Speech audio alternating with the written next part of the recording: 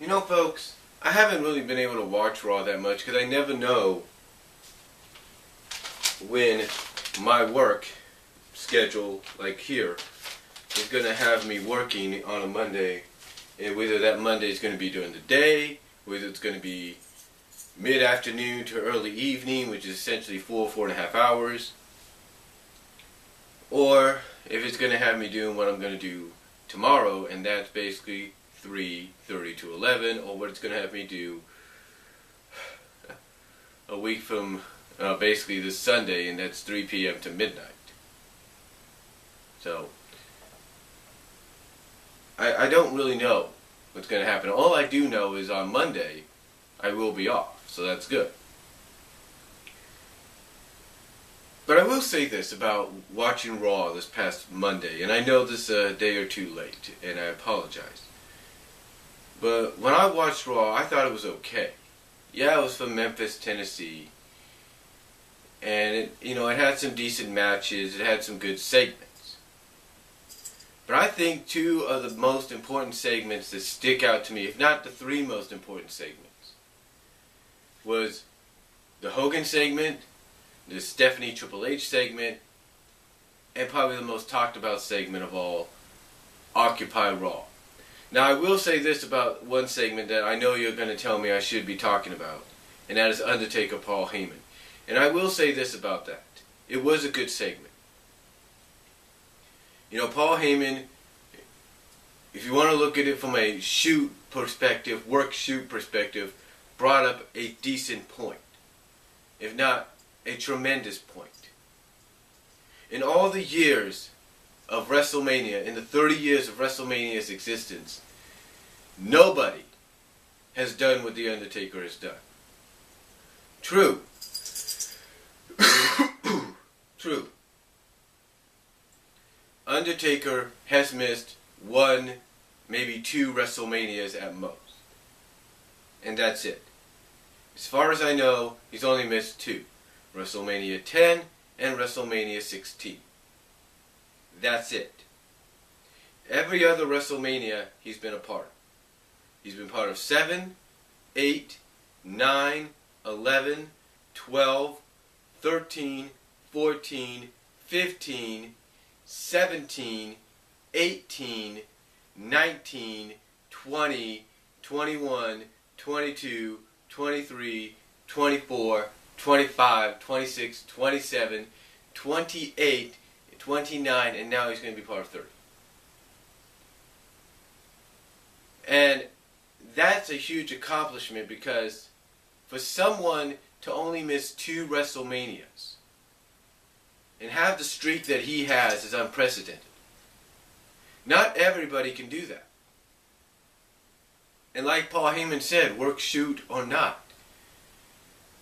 Hogan, as much as a Hulkamaniac as I am, my whole life, which I have been, Hogan's never done it. John Cena, as much as you have Cena maniacs out there, and that's hard to say. Hustle, loyalty, and respect maniacs. John Cena has never done it. Batista has never done it. Edge, I don't know what, and I agree with Jeff Shiegel, the Schleg Daddy. I don't know why they didn't bring Edge into the picture. Edge was never able to accomplish that. Shawn Michaels, Bret Hart, and the list is endless of people that could have came close but never did. Warrior never did it. And that's saying something. That's saying something.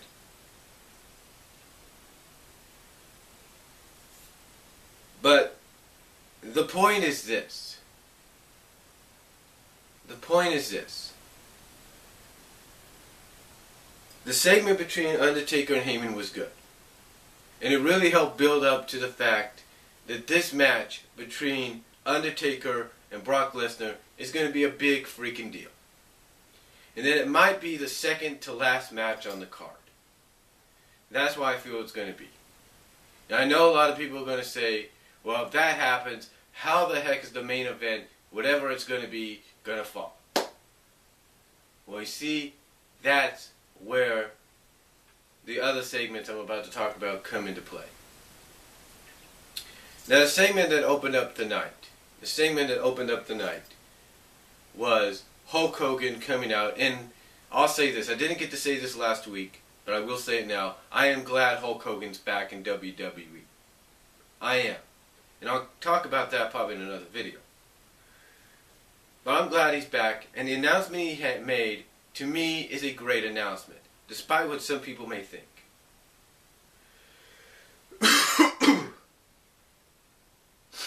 Despite what some people may think, I think it's a great announcement. And the announcement of having the Andre the Giant Memorial 30-man Battle Royal is a huge announcement. And, you know, Schleg Daddy, you do bring up a good point. There's going to be some people saying, well, we have a 30-man Battle Royal. It's called the Royal Rumble. And that is true. But you seem to forget the differences. But I think some people seem to forget the differences between the Royal Rumble and an actual Battle Royal. I think they seem to forget the differences between those two. The Royal Rumble is a unique Battle Royal in itself. But the difference is the entrants come out individually after 90 seconds. After a minute and a half, you have a new entrant coming down the aisle. The music plays, they come down. A Battle Royal, like what's being presented at WrestleMania, is a Battle Royal where everybody comes out at the same time with the music or just all together, and the Battle Royal starts with all 30 already in the ring. That's how it begins. You can have the entrances, but the Battle Royal doesn't start until all 30 men are in. It's not like the Royal Rumble, like I said, where you have individual entrants coming in while the match is progressing. Here, it's all 30 men coming in at the same time, and that's when the match begins.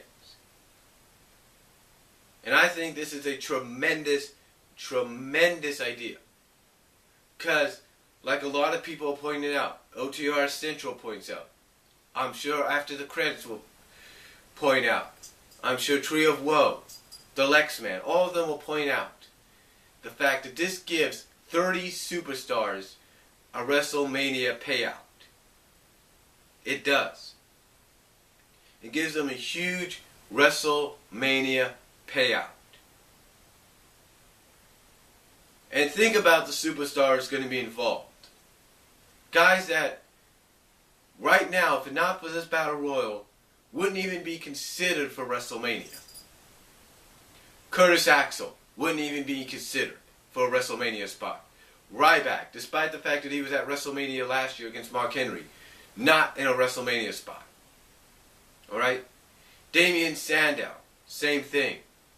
Kofi Kingston, as good as he is, and as many WrestleMania appearances as he's had, wouldn't get one either. The Miz will come back. He'll be part of it.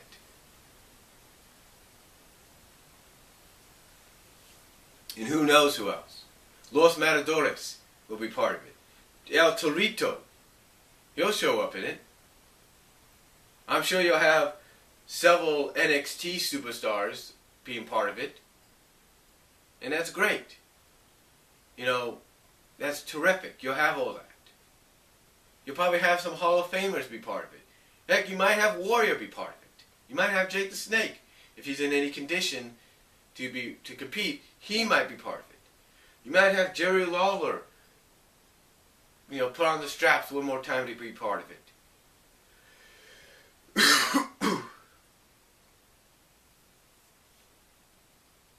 You know, you got Big E, a guy you think they would put in an Intercontinental Championship match at WrestleMania.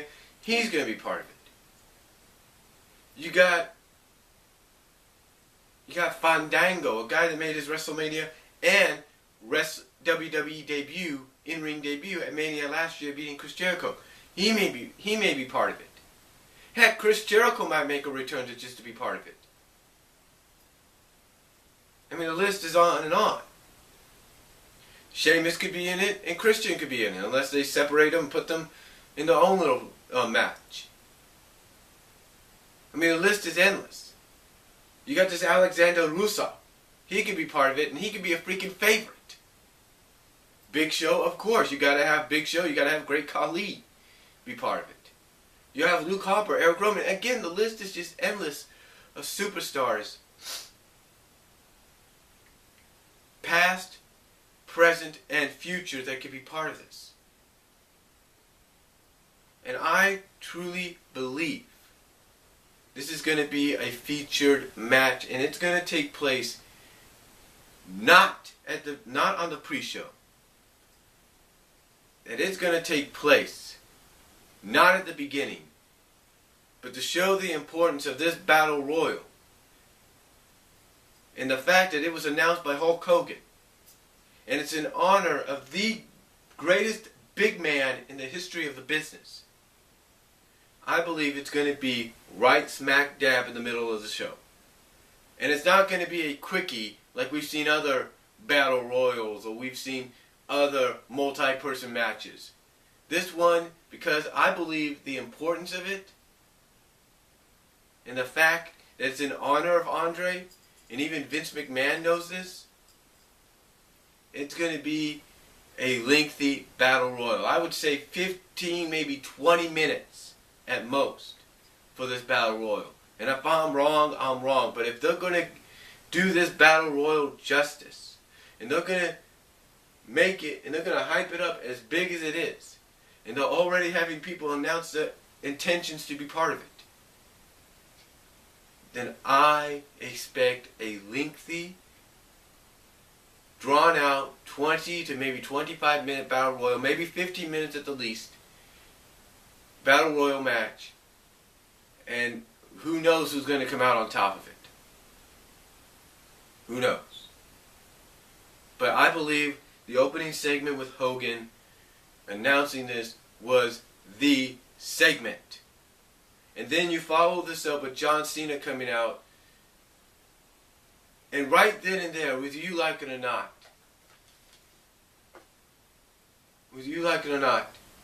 well, Cena says to all the young up-and-comers, you want to be a star, you want the spot, you want the spotlight, you want the main event, you got to go through me.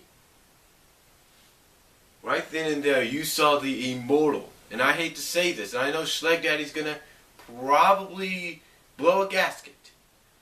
But you saw, as much as anybody would hate to admit it, you saw literally the immortal torch passed to John Cena. Yeah, you can have the beer, you can have the torch passed by Austin to Cena, the torch of being the face in the franchise of the company, that's fine. But when you have someone like Hulk Hogan praising you as much as he has been, and people say there's similarities, I believe right then and there, and if not to further cement it at WrestleMania 30 in some way capacity, John Cena is going to have what I call the immortal torch passed on to him. So then you will have two immortals, if you will. There's only one original immortal in wrestling, and that's Hulk Hogan, and that can never be taken away. But if you want your legacy to continue on, and you want the immortality of Hulkamania and Hulkamania to continue and to live on, and maybe even evolve into what would be known as Cena-mania, you couldn't pick a better guy, whether you like the individual or not, than John Cena. And I thought that was great. I thought the segment with the Wyatts when they came out was great. And you know what? I am very intrigued on how they're going to go with this John Cena-Bray Wyatt match at WrestleMania. Because one might think that if John Cena wants to help the young guys out, John Cena might say, Bray, you're going to go over at Mania. Which would make sense. But then again, I know there's a lot of people saying, well, Bray's beating this person, he's beating that person, he's beating this person. He's going to run, now he's going to face Cena, and he's going to end up losing to him. And that might be true. But one never knows. Because we have no idea where the match is going to be placed. I would assume, this being John Cena, that it's going to be placed probably in the upper mid card, maybe the third or fourth match of the third or fourth to last match, maybe one of the final 4 matches of the night. If they're going to hype it up as much as they are. But you know what? That's not all. I mean, this Raw, like I said, had a lot of good matches, had some good in-ring action. Do not get me wrong. Despite how you might feel about certain individuals or certain divas or superstars, it had some good in-ring action. It did have some decent in-ring action. But the segments, to me, and I know a lot of people complain of why do we have to have segments? Why this? Why that? Sometimes the segments, as much as you may forget about it, help progress the story. And I loved the segment with Stephanie and Triple H. I loved the smugness. You could just feel that smugness off Stephanie when she said, hey, we're willing to be the better people. We're willing to be the bigger individuals. We're going to apologize to Daniel for the actions of what happened last week when my husband pedigreed him. And we'll let this all pass and go our separate ways only if Daniel comes out and apologizes as well. And again, when she does something like that, when she did that, you can almost feel the smugness. You can almost, I mean, if you're a female wrestling fan, if you're a lady wrestling fan, you almost want to reach through that TV, reach through your HD TV or something and just smack the heck out of her face. Because of that smugness. And that was great. That's what really made it feel great. That's what really gave you that like, you just could not wait to hear what Daniel Bryan had to say in response. And then that's what led us to Occupy Raw. And my God. I've watched WCW. I've watched the WWE. I have watched ECW. I've watched the AWA. At times I'll turn on ESPN Classic and I'll watch the UWF.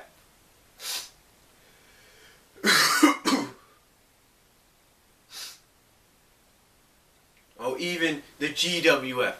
And I have never, ever, in any of those promotions, seen anything like this. I have never seen TNA do this as much.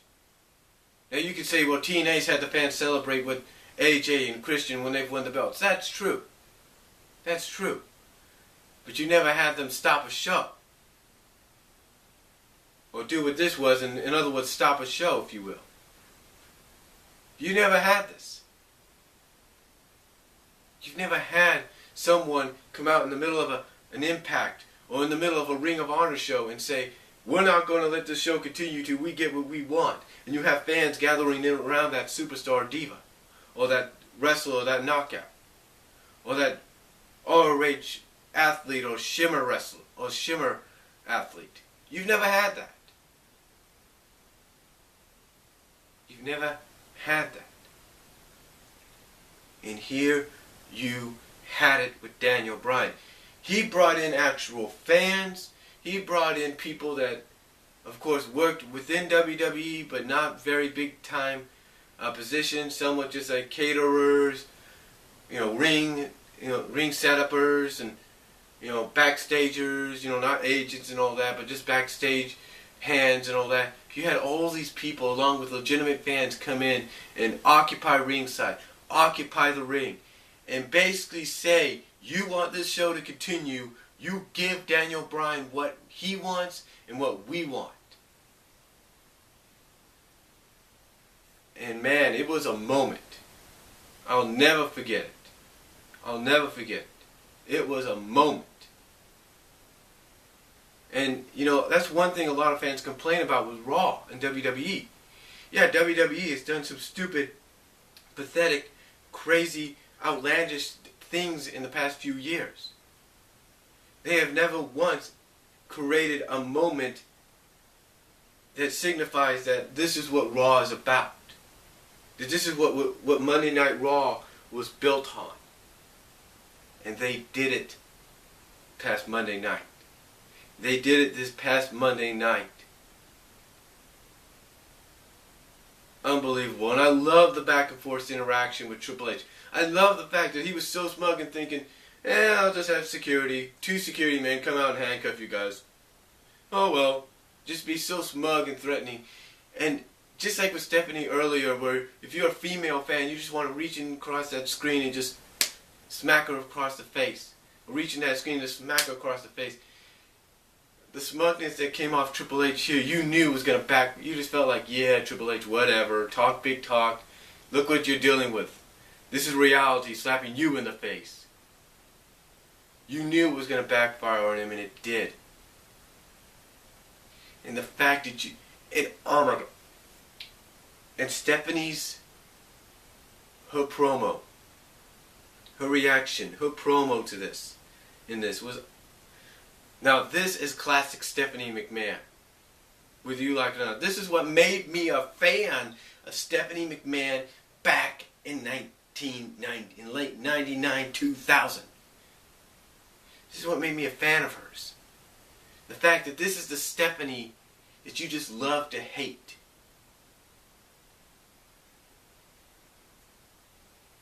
And when she said the things about power corrupting and them being manipulated and power going to their head, or Daniel, one could only wish, and I know I'm not the only fan that's been thinking about this, one can only wish that a mirror was brought down from the ceiling right in front of Stephanie as soon as she was saying that, so that she would be saying it to herself. In other words, by doing so, wake up and realize, oh crap, I'm actually talking about me and you, and we're the ones letting power go straight to our heads.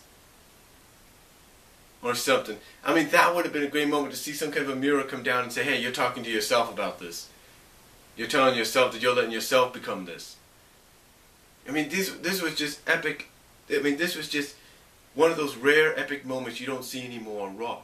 And what we wish to see more again. And the fact that it resulted in the Triple H Daniel Bryan match. The fact that it results in pretty much what I figured. And I'm not trying to take credit for this, but I called this. I mentioned this sometimes in my videos, but I called this. I was one of those fans that have called this. I said, when I read the reports of putting Daniel Bryan in the main event for the World Heavyweight Championship, I said that the only way this is going to happen, and the fact that they wanted to do Daniel Bryan and Triple H, I said the only way this is going to happen is if they have Daniel Bryan face Triple H with the stipulation that if Daniel wins, he gets into the main event. I've talked about that scenario happening. Everybody has talked about the scenario happening. Whether it was a guess, whether it was reported or not, guess what? It occurred. It happened. It happened, and it was unbelievable. Unbelievable. I mean, you have all these wrestling news sites and all that reporting, oh, they're going to now put Daniel Bryan in the main event for the world title. And yet they're not saying how it's going to happen, and yet we, the fans, pretty much called it and said, he's got to face Triple H, beat Triple H, and he gets in. And that's what happened. That's what happened. And that's what makes this a very memorable segment for Monday Night Raw in the history of that program, in the 21-year history of that program. Will it ever be topped? God only knows. Will WWE pull the trigger and say, Daniel, you're going over Triple H, and you're going to be inserted into the main event at WrestleMania, and boom again, you're going to win the title? Are they going to do a double trigger shot? Or are they just going to say, Daniel, you're going to lose to Hunter, and that's it? Because seriously, I think WWE's realized, stage or not, their reality is hitting them in the face, that if they do something that is not going to please the fans, that despite past occurrences where fans will have signs saying, hey, if so-and-so wins, we riot, I guarantee you this, when people show up in New Orleans and they say if Triple H wins, we riot. Or even afterwards, if Daniel goes over Triple H and they say if Batista or Orton wins, we riot. WWE is going to have to be on their guard, because that, with the way things are going on right now with this Yes movement, that's going beyond WWE borders and going into the campuses of colleges all over, basketball and sporting events, going into professional events, professional sporting events like NBA, MLB. And hell, I will not be surprised that if it starts happening here in the Bay Area. Because we have one guy on the Oakland A's team that's friends with Daniel Bryan. And do not be surprised when that guy, Reddick, shows up at the plate in the Coliseum and people are chanting, yes, yes, yes. That's how big this thing is. And if WWE doesn't pull the trigger, they will have, and I wouldn't be surprised that this being the 30th anniversary, they will legitimately have a riot on the freaking hands. So they better be careful. And this is not because of the fact that it's played up as some freaking storyline. This is legit. And they know it. They know it's legit. When you have the Washington Post talking about it, it's legit. The fact of the matter is this, folks. WWE better make the right decision, pull the double trigger, and let Daniel Bryan go over not once but twice at WrestleMania. And even if it's a 1 month reign, even if it's a 1 month, 2 month reign, and he loses it to Batista down the line, so be it. At least you give the people the moment. But we'll now have to wait and see if WWE's got the guts to do it. But to me, this was a memorable moment. And it's just going to make this Yes movement even stronger. And again, like I say, I live here in the Bay Area. I am an Oakland A's fan. And when Josh Reddick, who's a legit wrestling fan himself, I can recall when he came out to Daniel Bryan's music, from what I read on the news, and what I read online, heard on the news, and what I read online, that Coliseum legitimately popped, and they were doing the yes. So expect that even more so in the upcoming season. If you're a baseball fan and your team's coming to Oakland, or Oakland's coming to face your team. That's going to show you the legitimacy of this, and WWE knows it. And this is why they got a decision to make between now and Mania. Pull the trigger or face a legitimate riot. And that's all I'm going to say. I thought this was a great Raw. Well, not a great Raw. I thought this was a decent Raw with some great, memorable segments, no matter what you think. Tell me what you guys think down below. I'll talk to y'all later. God bless. Take care. Comments.